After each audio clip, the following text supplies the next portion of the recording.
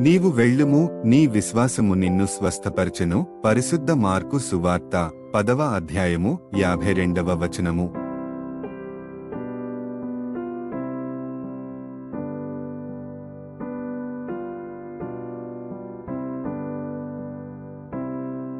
నీవు వెళ్ళుము, నీ విశ్వాసము నిన్ను స్వస్థపరచెను. పరిశుద్ధ మార్కు సువార్త 10వ అధ్యాయము 52వ వచనము.